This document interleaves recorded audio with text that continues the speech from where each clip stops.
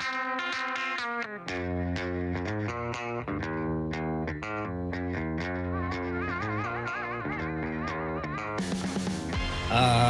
guys, how's everyone doing today? Howdy. Hi guys. Yeah. Hey. I'm good. Are you? I'm great. Are you? Barry? Yes. Dad? I'm pretty good. Pretty Feeling pretty good. Pretty good. By the way, just as an aside, my favorite moment of the Super Bowl was the Larry David ad. That was really, really good. I don't know what kind of like Bitcoin that I just bought, but I really enjoyed it nonetheless. It was you good. Saw Larry David and said yes. I said yes, whatever the product is, Whatever it I'm is. buying. Uh-huh. So where do you guys want to start? I think we've got some things to talk about today. Oh, wait, you want to start with Super Bowl? Are we going to talk about halftime? And we could talk about the halftime show. Were you surprised that people didn't like it? No. And I was. I've been thinking about this for a couple of days. It felt the further away from it, the more it feels like a pretty important moment to me. Am I surprised that people didn't like it? No, but I think the people who don't like it and post on social media that they didn't like it, it says more about them than anything else. And so you're gonna have to fill me in. I cannot believe I'm heading to Barry Quarter to get the social media reaction. But what am I missing? What is the going complaint about the halftime show? It was hip hop. So a lot of older people don't like it. Well, a lot of younger people don't like the Who. Exactly. And if it had been Florida Georgia Line, it would. I know, but it was the first, not the first hip hop halftime show, but it was the first big, huge production like that. It was a pretty important moment. It was a pretty intentional moment, I thought. And I think it's being received that way by a lot of people who grew up with that music. What do you mean feels big, like a huge shift. Production? I don't really. What do you mean big, huge production? I mean, they've done that kind of large production stuff before. Yeah. I meant start to finish, entirely dedicated to hip hop, and in particular those iconic, characters that were part Dre and Snoop and Eminem. I mean, it was. I mean, this is one of those things that I'll be honest with you. If you didn't like it, I don't give a shit. Exactly. I don't really care. I got some news for you. This might surprise you. I didn't watch it. I'm stunned. I cannot. Well, but by the way, for anybody that doesn't watch the Super Bowl, what were you doing? This will surprise you even more. I was watching golf. The Phoenix Open. Yes, the Waste Management Open. Yeah, the People's Championship. Mm-hmm. Yeah, they got those trucks. Yeah, those waste management trucks. Yeah, and that's actually what they tried to hit into. It's a new course. They're just hitting the grass pit. So garbage ball. But that's not happening while the Super Bowl's happening. Early on, it was. Yeah, and then we just watched more golf after that. Was there more golf to watch? There's a golf channel. You need a nap? I mean, I love how. Wait a second. I love how Taco just comes out and says it's so like he's so surprised. There's a golf channel. There's a whole channel. So let me get this straight, because I know who did this. It was your dad, right? It was you hanging out with your dad, and so Dad said, "No, we're just going to keep it on golf the rest of the day. Forget the Super Bowl." That's what he said. He went to the. He was in the lounge at the Council Fire at the golf course. And he'd been there since 9 a.m, just sitting there drinking beer and watching golf. It was too cold to play. That's what he said. And then, like 4, he calls me and he's like, "Hey, what are you doing?" I'm like, "Nothing." He's like, "Oh, you want to come over and have a beer?" Sure. So he called reinforcements in because he'd been, drinking there all day. And so then we stayed until about 7 or 8. Yeah, but at no point did anyone say, "Hey guys, the Super Bowl's on. We should at least turn it on." A few people did, but nobody wanted to watch it. Wow. I'm stunned. I don't know. Yeah, I'm stunned. If you'd have said you watched the Puppy Bowl, I would be less stunned. Than you spent. I'm stunned that I watched that much golf. Although, I mean, let's be honest. If there's anybody in my life that is good at this, it's you. Just having something on and Taco just being okay with whatever it is. That's true. It really doesn't really matter. He's, you know. What'd you say? He's a flow. Goes with the flow. Go with the flow. Sure. Yeah. And of course, I'm drinking on the old man's tab. So yeah, I'll have another right over here. Thanks. I mean, you could be watching, Barry swimming naked, and he would be like, "Yeah, I'm okay with this, so long as if there's is there beer? If there's still beer, yeah, I'll watch it. Yeah, beer me. yeah. But it wasn't a PBR, and that's the problem. No, they have Ultra though, and that's pretty good. Oh, it is. Yeah. Did you do a taste test challenge? Do you think you could tell a difference between Ultra and your favorite beer of all time, which is the Miller High Life? Well, at this point, I don't know. My confidence is shook. I did have another High Life. I had another High Life the other day, and it was pretty good. So, I'm still happy with my choice. Pretty good. Yeah. I'm very surprised. Taco spent the evening watching golf and not the Super Bowl. It's fascinating to me to be in a sports complex, which a golf course is essentially, but you get all that male energy and all the TVs, and not one of them happens to be on the biggest event of the entire year. Oh, I agree. I mean, there's like 40 TVs in there, and they're huge. It's like the whole wall is TVs. And, every single one of them was on golf. It was all on golf. Yeah. What a waste. Yeah. What a waste of time. Wow. Well, you were hanging out with your dad. I'll give you that. That's pretty cool. Yeah, and he likes football, but he's more into college. He doesn't really do professional. But it's the Super Bowl. Yeah, exactly. I don't either, but it's the Super Bowl. I was surprised too. I figured he would have at least want to, turn it on. Let's see what's happening. No care. Well, no care. Well, the halftime show was great. I had no problem with it. I thought it was a lot of fun. I just think that it's just part of the nomenclature at this point that we all just hate everything. Yeah. It just, no matter what happens, we have to hate it. I was listening to sports talk radio, I guess yesterday. Actually, no, it's today. And people were bitching and complaining that the game wasn't good enough. Right?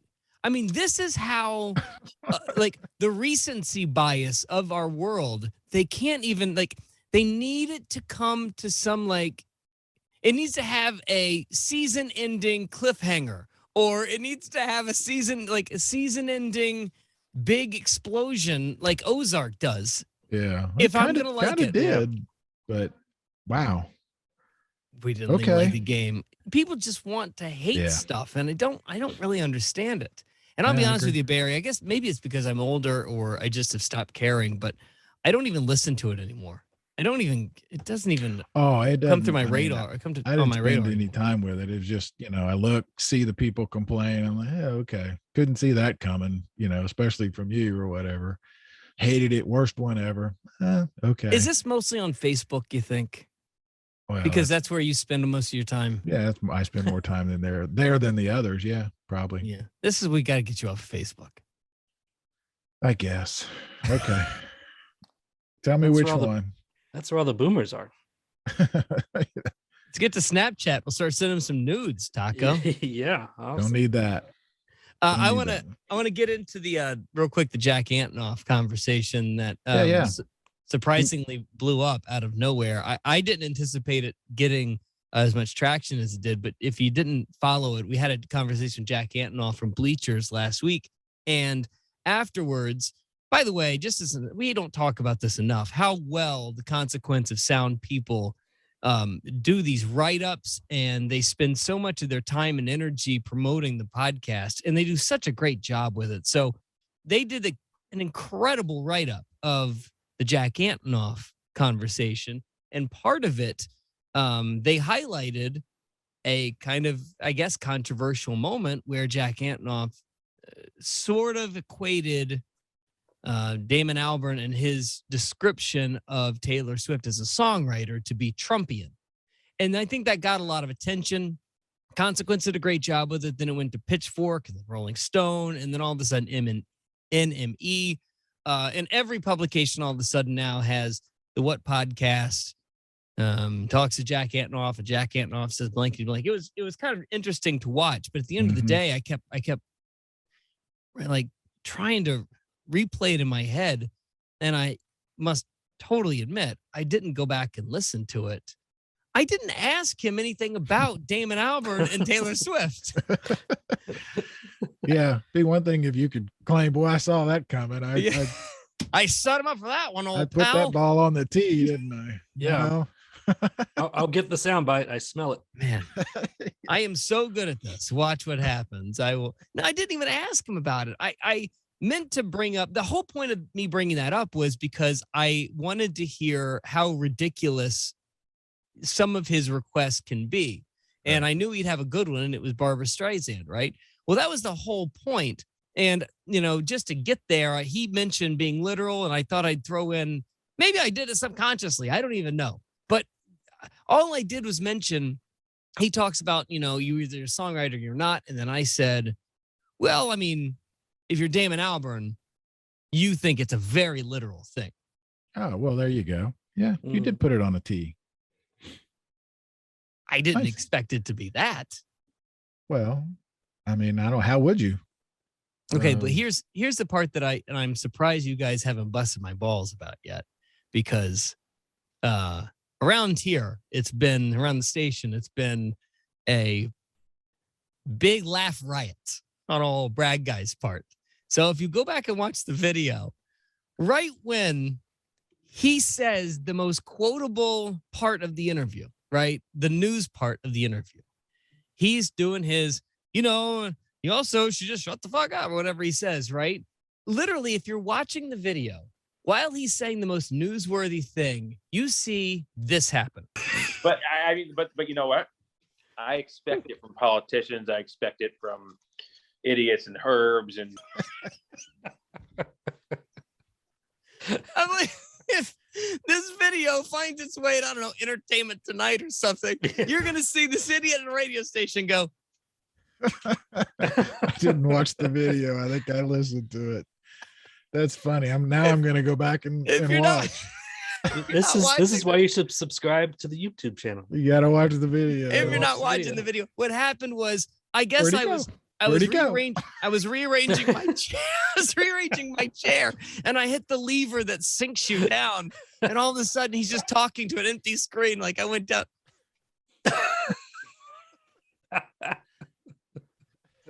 It was such a clown car moment of my life. Nice. And like in the middle, the other thing too, and the only reason I think the guy that works here noticed it is because during the interview, you hear me go, whoop! Because I'm falling out of my chair. Absolutely so stupid. Yeah, there you go. So instead of Brad stinks, it's Brad sinks. Brad sinks. Yeah. Brad sinks. Watch this guy. He's a great interviewer. Watch him disappear. Whoops. He doesn't even need to be there. God, he's good. It's funny. It was a good job, though. It was good. The whole interview was good. People should go back and listen to all of it. It was. And it was a very highly downloaded episode, too. Especially not just, that part, but talking about Super Jam and how much he loves Bonnaroo and all that. I mean, he says everything we've been saying for 5 years. Yeah, I hope we didn't spoil his return. I know. Something tells me that he's not going back to that not guy. Coming back to that show. That's 60 Minutes. That Brad guy can't even get a chair to work properly. That guy pulls stuff out he didn't mean to say. I don't trust that idiot. Can't even operate a chair. I was told that he would do it again, but now that I'm seeing the reaction, I don't know if he's coming back. I don't know if he's coming back. And I really wish that he would, because he was actually, I had so much fun with the conversation. And the other thing too, the other thing that I noticed was, man, it's just so polarizing whenever you take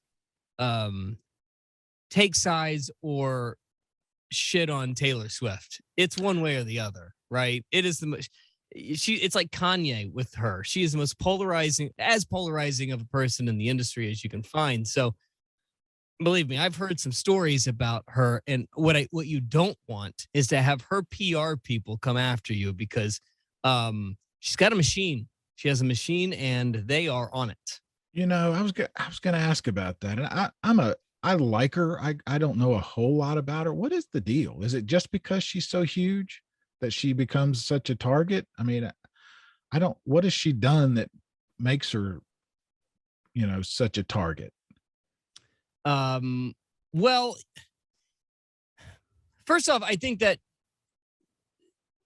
if I could be fair, because I don't want to just come out and, bash on Taylor, because I do think that, there are some really good moments in her career and a lot of things that she should be celebrated for. I think that, she's not been afraid of rocking the boat, and then will act like the martyr afterwards, as if, why is everyone attacking me? As if she hasn't, literally thrown she's had some pretty strong opinions. Yeah, I'll agree with that. So, with all that being said, she also, I think there's a part in the early part of her life where she was sort of slut shamed. And I bet that she doesn't really appreciate that too well. So, no, she doesn't really give a damn. And if you are as successful as she is, why would you give a damn? Now you get to roast anybody and everybody you want. I think it's the sort of martyrdom that she always seems to lay on pretty thick. With all that being said, it is a pretty stroke of genius to have your entire catalog sold out from under you and then just redo it all. Yeah. I mean, okay. Doing it again. Like her or not, I mean, that's a pretty, pretty impressive. All I know is a lot of people that I know and respect who I would not have thought were Taylor Swift fans love her because they love her. Her shows are great.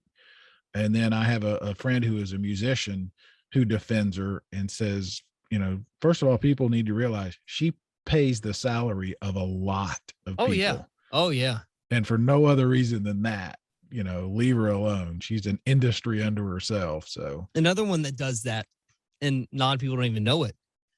Dave Matthews is one of the is a giant in the industry. Now you may think it's just some 90s band who's going back on tour, but if not for, Dave Matthews, there's no ATO or Red Light. There is no Bonnaroo. The umbrella that he has, it's unreal. It's absolutely unreal.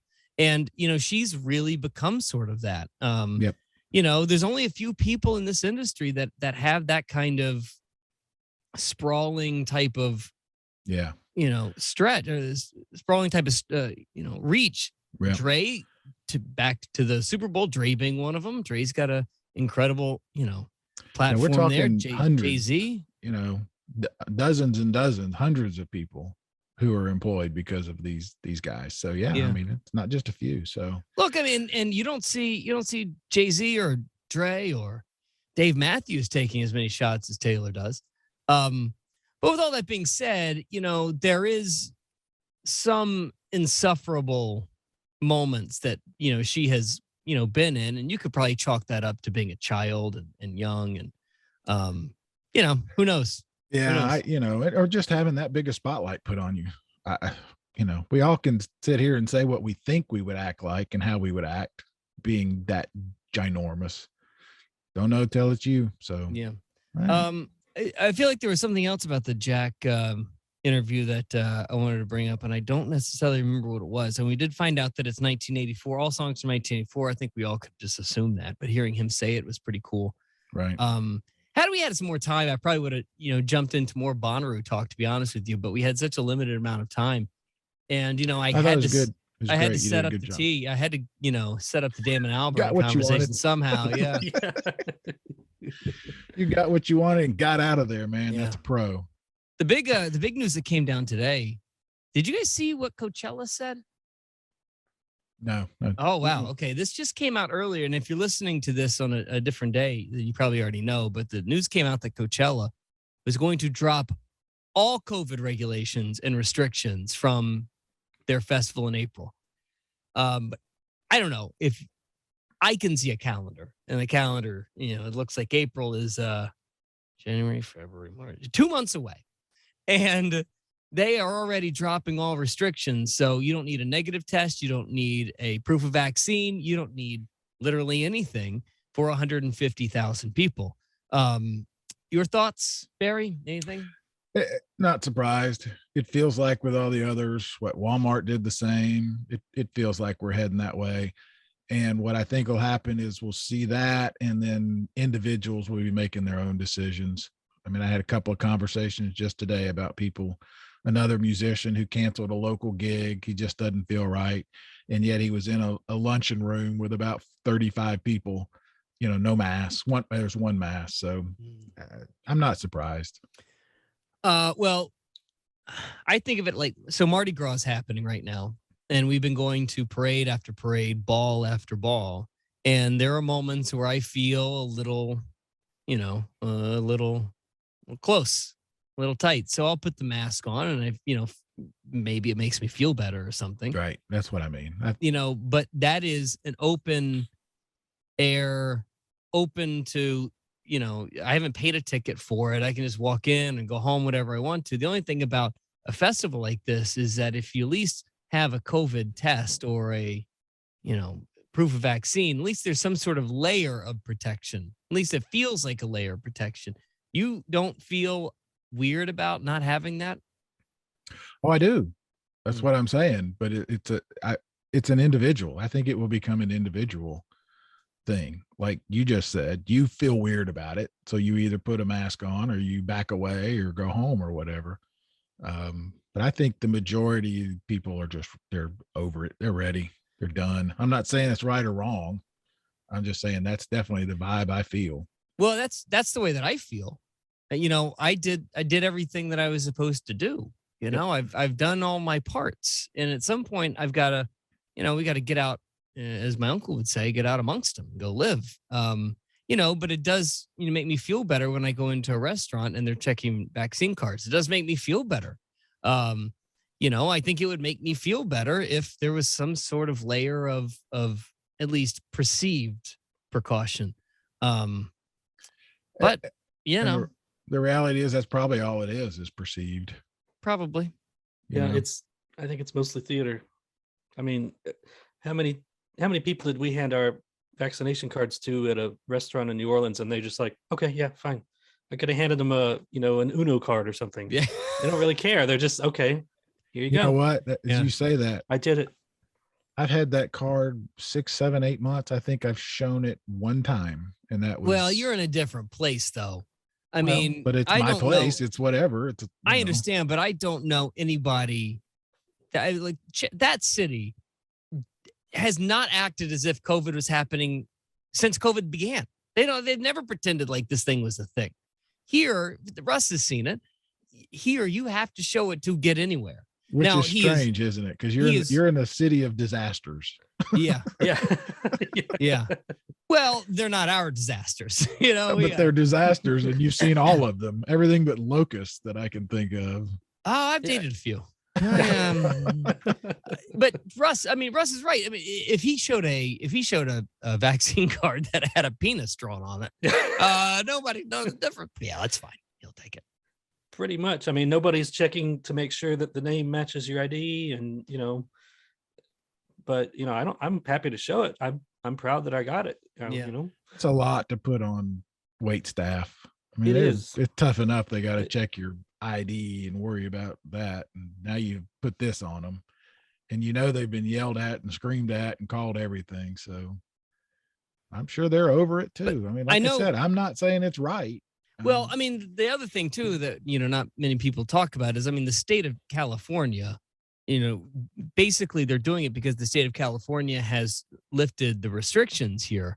But, it was at one point the most restrictive state in the entire country. And there might be a tad bit of politics happening right now. So coming up, but also at the end of the day, it does feel like the numbers are coming down.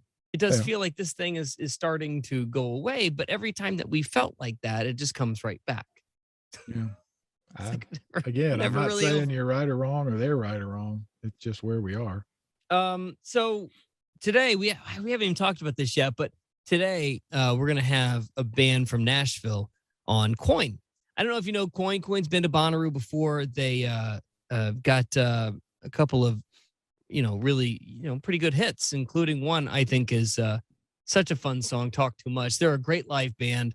We spent about 20 minutes with those kids earlier last week.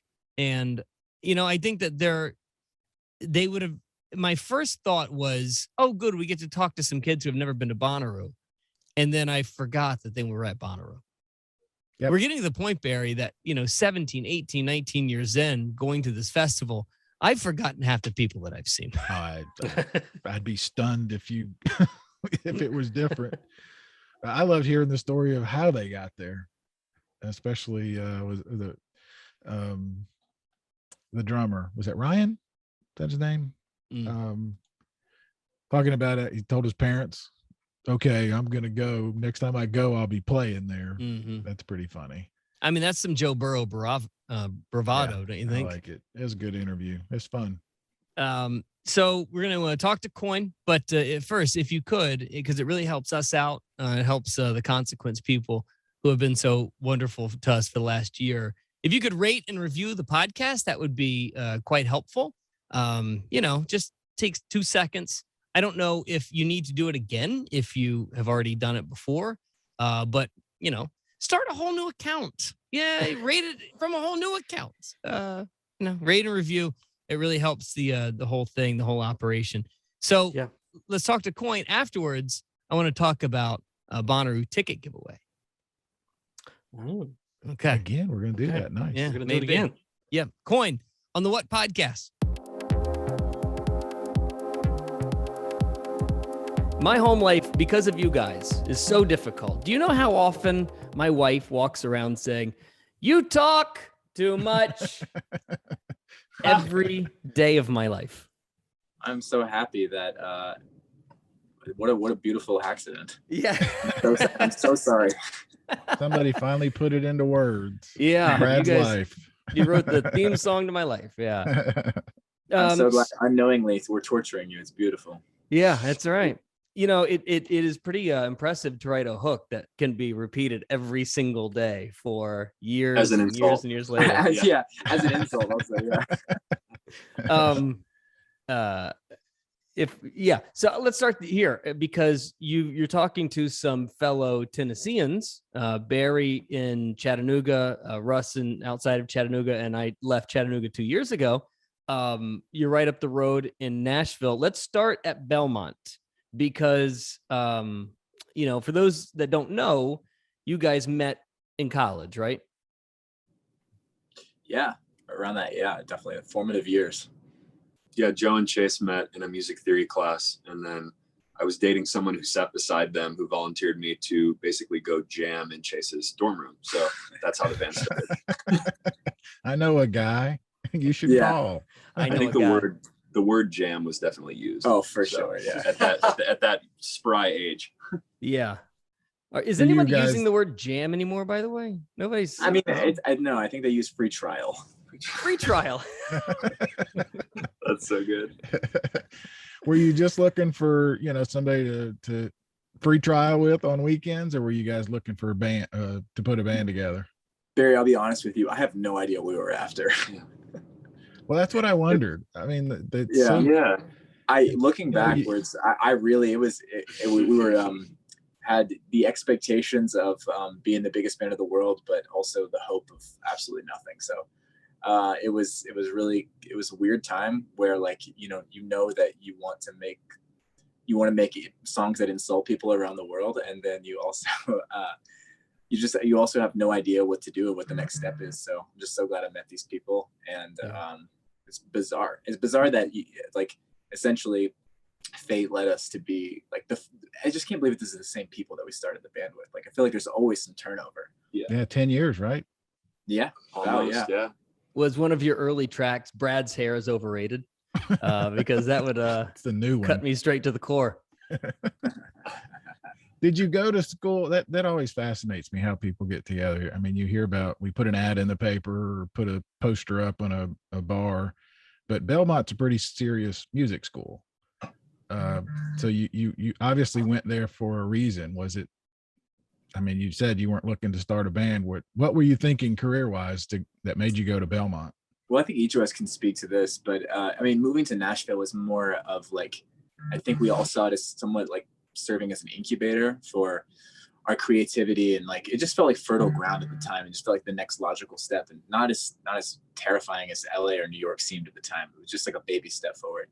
And so Belmont was for sure just a catalyst for me to move there. And I think I speak the same for Joseph. Just getting to a city with like-minded people, and in a place where just some kind of movement was happening. And but yeah, Belmont, it was less. My dad was a songwriter, And so I always kind of saw it as a possibility to play music and really do it as a career. It was never like insane for me. So that was always beautiful to have that realistic element at my, as an archetype. But so yeah, I can't put it into words. I was not off to start a band. I just had never played music in front of people, and Joseph and Ryan had high school bands, and they were like, you know what, like we know how to like do this kind of, and iron sharpens iron, and here we are. When you guys were like first writing, do you still have some of those tracks? Do you still go back to them? What are you what are you doing with those things?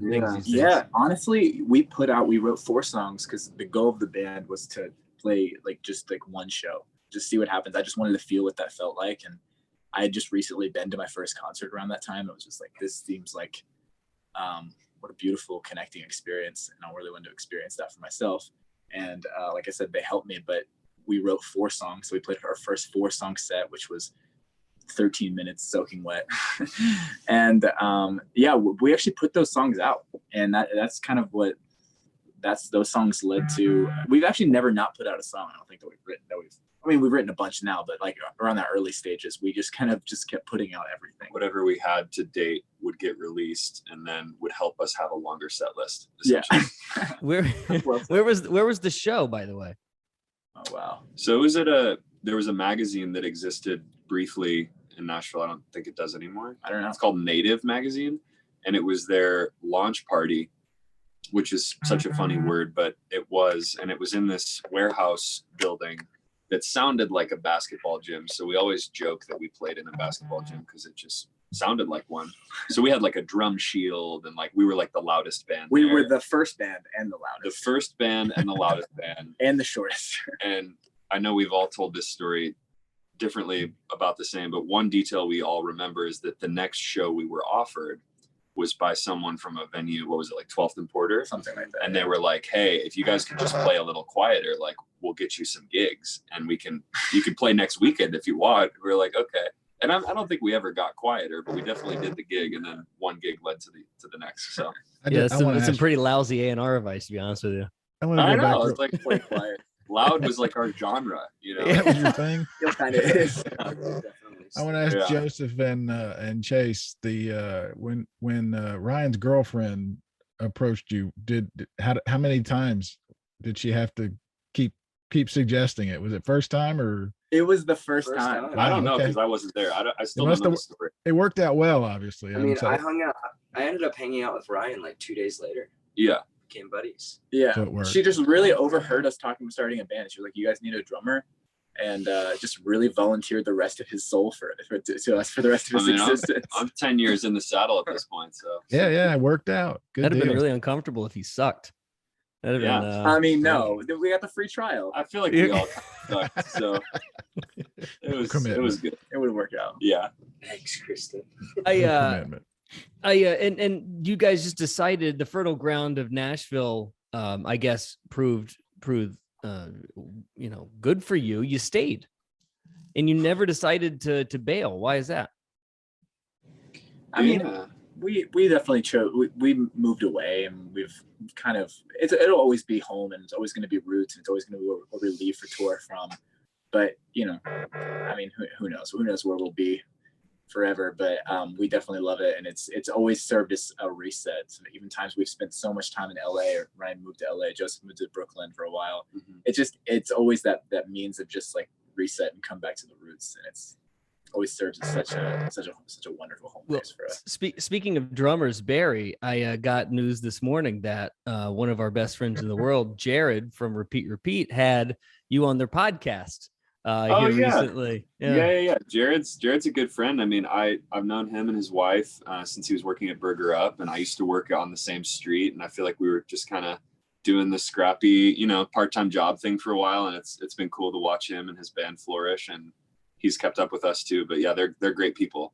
I've known Jared a long time. I never knew he worked at Burger Up. Yeah, that's how we met. And he was like, he always would take care of me and be like, dude, like, when are you playing a show? And I was like, I don't know, when do you play a show?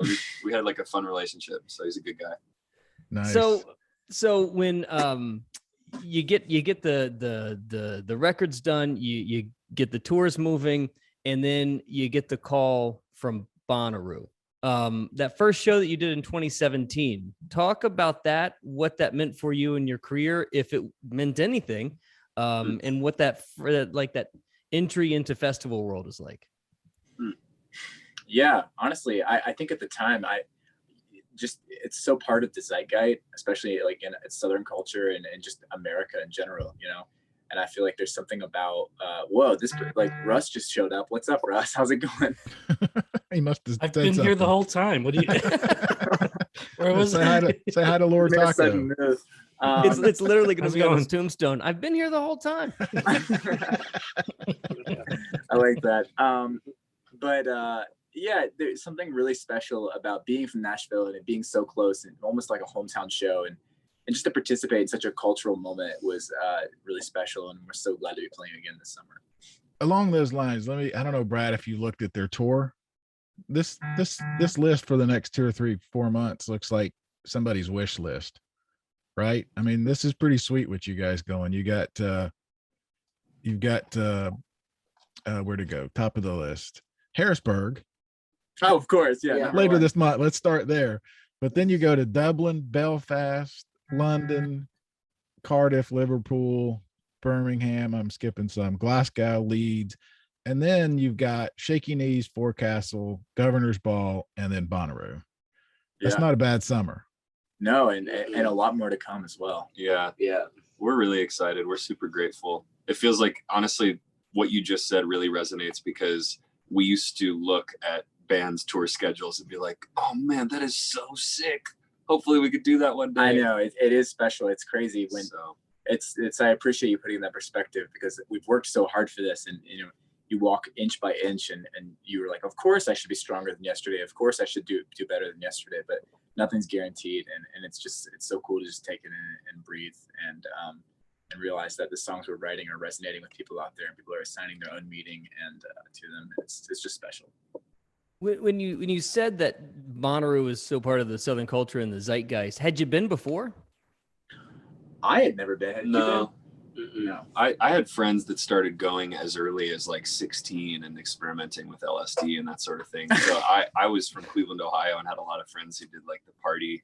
Let's go to, Nashville's only like 8 hours from Ohio. So I feel like a lot of people would caravan down. But I actually remember, and my mother brought this to my attention, but there was a large group of kids going, and I remember I couldn't afford a ticket. And my parents were like, we can't afford the ticket to send you down with them. But like, and I just remember saying, okay, I'll just wait until I play it one day, which was such a stubborn thing. And it's such my personality to like set that goal for myself. But when we actually played it, I was like, I told you. So that's pretty screaming cool. at yourself in the mirror. Yeah. You did it. Which is funny. We didn't even have a mirror at the at Bonnaroo the first year. I remember thinking that the hospitality could be improved slightly. So yeah, we'll see what's up this summer. Yeah. Well, if you ever talk to Bishop Briggs, the trailers that you stay in, they don't hold up, because I basically destroyed it in a matter of about 10 seconds. Just trying to open a bottle, the whole thing came down, and it's. You're right. I think one of my favorite stories ever. She said, "Just leave." She finally said, "Just leave." Was she in it when it collapsed? Wow. Yeah. We were all there. I ripped down the wall accidentally, and the whole thing went crashing down. Yeah, he tried to open it wasn't a screw cap, so he tried to pop it on the side, and I was doing the really impressive, like, manly thing. I'll take care of this for you, little lady. And I went to open up the bottle, and as I did that, the front of the cabinetry came crashing down to the ground. The Topo Chico flies across the room, everything sprays, and literally after the mess of the day, she just says, well, then he did it again. Just leave. Yeah, and then I did it again. He did it twice, and that one spun around on the ground. That's when she said, "Just leave." Yeah, hospitality couldn't improve a little bit. So now you have this sort of world, jaunt that you have. You come back for the summer, and Barry went through the list: Forecastle, Gov Ball, Bonnaroo, Shaky Knees. I don't want you to pick one, but pick one. Honestly, we're playing today at Appalachian State in Boone, North Carolina. We're on the bus right now, and I'm just as thrilled to be playing here as anywhere. And I'm just so grateful for any time we get to play in front of humans. Yeah, as this thing starts to normalize again, you know, getting on a stage and having people safely attend events, whatever that might look like, we're like so excited to play anywhere. Yeah. Are the European shows much different for you guys? We've only been there a couple times and they've been super special. Yeah. So yeah, but no, you know, the world is a wonderful place.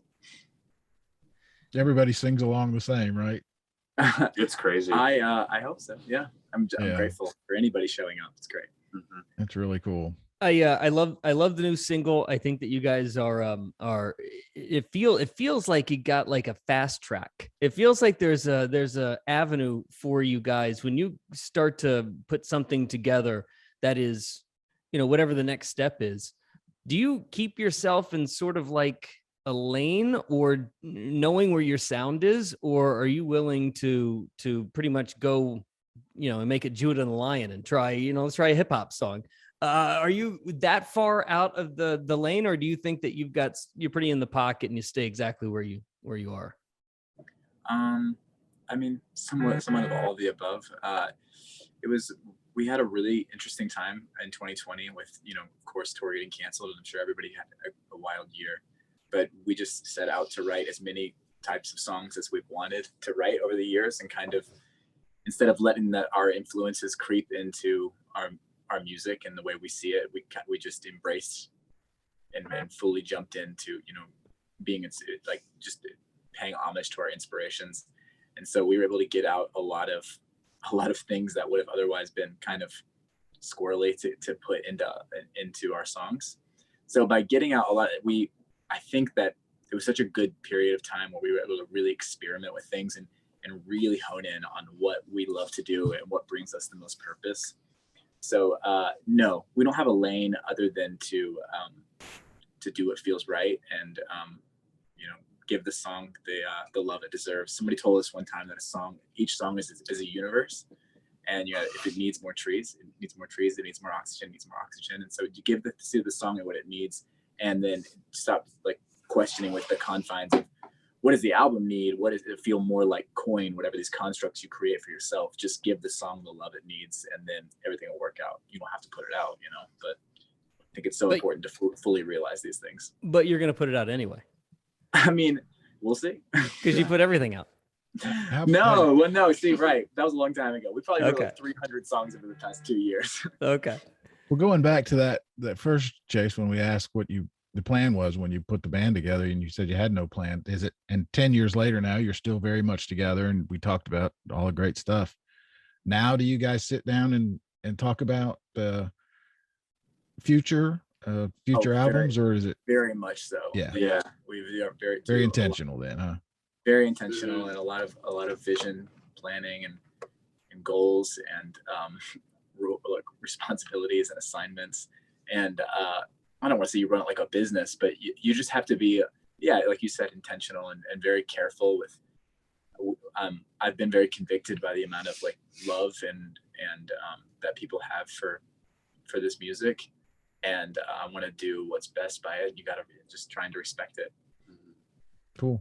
Well, I wish you guys all the success. I'm excited to see you at Bonnaroo. I'm excited to see how the show has developed and expanded, and you know, I'm just glad to know that it stayed loud. It's just loud. Yeah, that's it. Thank you. Yeah, we're excited too. We'll make sure that we start building the dressing room now, so that it's reinforce everything. Structurally sound for all of us. Plastic cups. Yeah. Go with plastic cups. Yeah, padded walls for me. It makes things a lot easier. Thank you guys so much. Thanks guys so much. I'm so glad to meet you. And we'll see you very soon. Thanks guys. See you soon. Bye. There you go, the Kids of Coin on the What Podcast. Which bands this year that matter? Barry Porter, Lord Taco, Brad Steiner. So I know I mentioned this before, but before we get to the actual ticket giveaway, I think that we're going to have one of my favorite artists in the history of mankind on next week. If we can make it work. Barry, I got the biggest man crush on Britt Daniel from Spoon. So if we can get it on next week, the new album is absolutely incredible. Lucifer on the Sofa. It is not even close. My favorite album of the last year. Go listen to that, because Britt Daniel from Spoon on the podcast next week. Nice. Very cool. Do you even know Britt Daniel? Do you even know anything about this man? Not as much as you. Because if you would, I would appreciate you doing a little research on Britt Daniel. Look at him, check out his pictures. Look at him. And then realize that he looks exactly. Look at him and realize he looks exactly like Nick Turner. Oh, Nikki T. Nikki T hates when I bring this up, but him and the spoon guy look identical. Does he talk like Nikki T? No, a little bit more understated. But I think Nick grew more understated than Nick. Yeah, I think Nick specifically grew a beard so he would not look like Britt Daniel anymore. He does look like Nick T. I know. So yeah, Nikki T, man, he doesn't look like me. All these incredible transitions that you hear on the show, they are of Nick's incredible band. We'll put the link up to check out their SoundCloud and their Spotify here at the end of the show. On YouTube, I'll put up a picture of Nikki T and Britt Daniel next to each other. See if people can pick which one's which one's which. Yeah. So I have got a possibility. I need to make total sure, but I'm 99% sure we will have tickets for the festival again this year, like we do each and every year. So this is our yearly show meeting where we discuss literally on the show how we're going to give these away. That will end up being something really standard that we do every year. So consider this our promotions meeting. How are we giving these things away? Well, we've tried to give them away for the last 2 years, and it keeps getting canceled. Yeah. Poor Jack. I can't imagine. Oh, well, maybe she'll win again this year. Okay. I doubt it. But still not hearing any ideas yet, guys. What do you want to do? An essay? An essay. I love an essay. Yeah, I like that. You know what we could do, actually, because we've never done it before? We should come up with some sort of like graphic design thing. Something that makes you creative and you have to whip up something graphically for the show. I like it. Okay. I like it. Something about our show or about Bonnaroo? Let's be honest. It's about us. Okay. I like it. Much better. You're getting there. I like it. Yeah. I just remember when something creative about. I remember when we gave away at my old radio station. We gave away Alabama Shakes tickets. Was it Alabama Shakes tickets or Shaky Knees or something like that?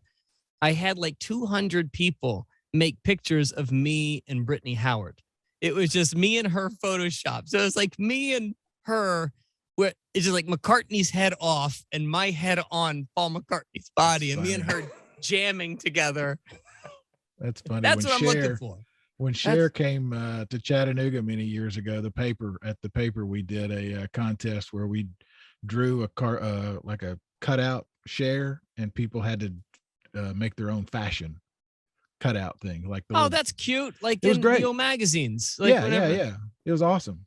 You mix and match hats and skirts and all that. It was for the kids listening, magazines were these paper publications that you would read on a weekly basis. I had one here I would show.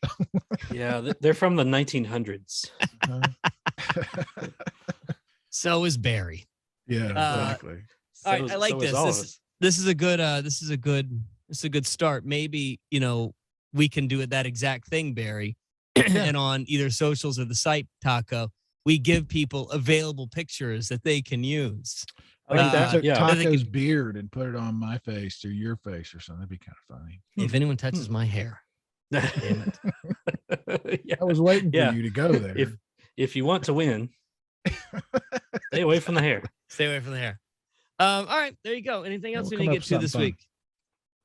No, I don't think so. Looking forward to your interview next week, and we'll have Jeff Cuellar on sometime soon. I'm very much looking forward to that. He's always great. He's changed jobs, so maybe we can get him to give some inside history of the Bonnaroo and festivals in general. He better let it all out. Yeah. Oh yeah, spill it. It's not like he's under some sort of NDA anymore. Yeah, let's go.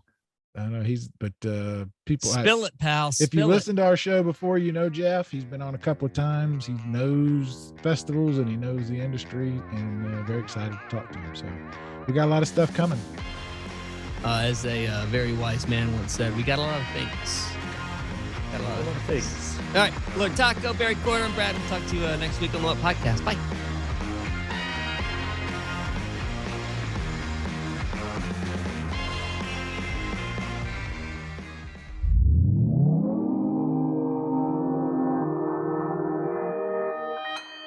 Consequence Podcast Network.